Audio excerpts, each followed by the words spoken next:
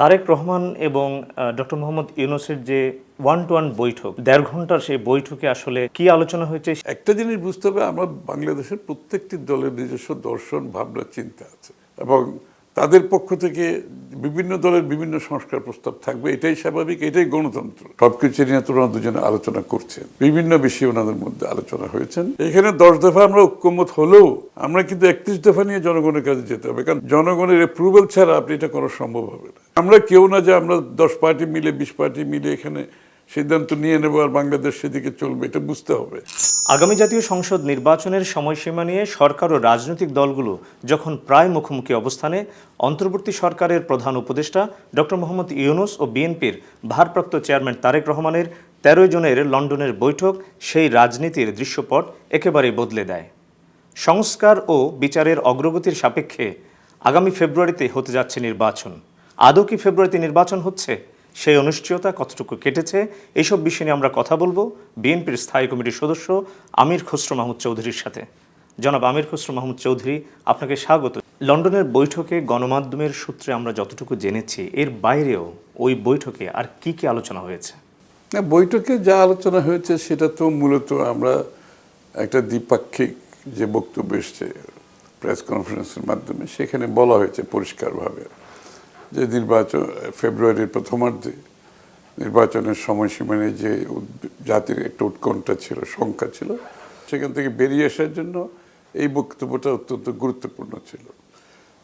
বিশেষ করে রোজার আগে নির্বাচন, রোজার পরে নির্বাচনের যে বিষয়গুলো ছিল, এগুলো পরিষ্কার হয়ে গেছে আলাপ আলোচনার মাধ্যমে এবং জাতি আজকে একটা নির্বাচনের টানেলে প্রবেশ করেছে এবং সারা দেশ এখন নির্বাচনমুখী, নির্বাচনের প্রস্তুতি নিচ্ছে যার যার অবস্থান থেকে। তো এই কাজগুলো নিশ্চয়ই আরও ত্বরান্বিত হবে আমি বিশ্বাস করি। তারেক রহমান এবং ডক্টর মোহাম্মদ ইউনূসের যে ওয়ান টু ওয়ান বৈঠক, ১.৫ ঘন্টার সেই বৈঠকে আসলে কি আলোচনা হয়েছে সেই বিষয়ে জনাব তারেক রহমানকে আপনাদের কিছু জানিয়েছেন? না, এটা তো ওনাদের প্রাইভেট একটা ডিসকাশন, যে জন্য এটা ওয়ান টু ওয়ানের অর্থই হলো তো একটা প্রাইভেট আলোচনা। ওনাদের মধ্যে বিবিধ বিষয়ে আলোচনা হয়েছে, আমি নিশ্চিত। তবে সবচেয়ে বড় কথা হচ্ছে আলোচনার আউটকামটা কি, সেটা হচ্ছে ইম্পর্টেন্ট। আউটকামটা হচ্ছে দেশে একটা নির্বাচনের সময়সীমা আমার দেশের সামনে ওনারা উপস্থিত করেছেন। জাতি সংখ্যামুক্ত হয়েছে, আশঙ্কামুক্ত হয়েছে যে আমরা একটা গণতন্ত্রের দিকে এগিয়ে যাচ্ছে একটা নির্বাচনের মাধ্যমে, এবং সেই নির্বাচনটি ফেব্রুয়ারির প্রথমার্ধে হবে। এইটাই ছিল মূল মেসেজ। আর তার বাইরে স্বাভাবিকভাবে বাংলাদেশের সব কিছু নিয়ে তো ওনারা দুজনে আলোচনা করছেন, বিভিন্ন বিষয়ে ওনাদের মধ্যে আলোচনা হয়েছেন এবং আলোচনাগুলো অত্যন্ত সন্তুষ্টিজনক, সন্তোষজনক। এই কারণে যে আমরা মনে করি উভয়ই বাংলাদেশের আগামীর বাংলাদেশকে একটি উন্নত, একটা ভিন্ন, একটা নতুন বাংলাদেশে যে আমরা সকলের স্বপ্ন দেখছি, আমার মনে হয় সেখানে কারোর কোনো দ্বিমত নাই।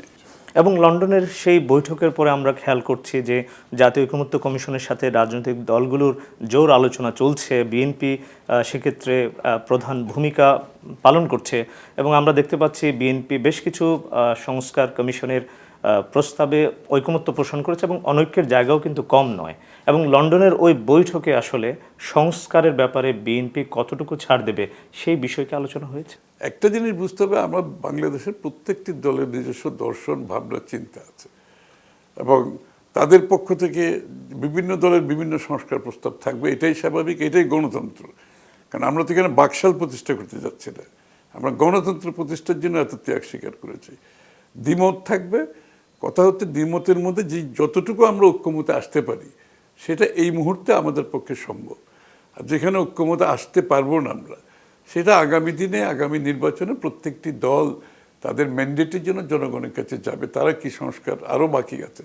যেমন বিএনপি যুগপৎ আন্দোলন আমাদের সাথে যারা আন্দোলনের রাস্তায় ছিল, 31 দফার মধ্যে যদি এখানে 10 দফা পূরণ হয়, তাহলে 21 দফা আমাদেরকে আগামী নির্বাচনে জনগণের কাছে যেতে হবে, যে 31 দফা নিয়ে যেতে হবে। কারণ 31 দফার অ্যাপ্রুভেল এখানে আমরা করলেও জনগণ তো অ্যাপ্রুভেল করতে হবে। একটা জিনিস আমাদেরকে বুঝতে হবে, যে কোনো সংস্কার গণতান্ত্রিক প্রক্রিয়ার মাধ্যমে আসতে হবে।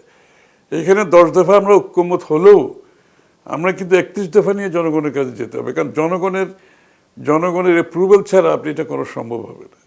সুতরাং আমরা কেউ না যে আমরা 10 পার্টি মিলে 20 পার্টি মিলে এখানে সিদ্ধান্ত নিয়ে নেবো আর বাংলাদেশ সেদিকে চলবে, এটা বুঝতে হবে।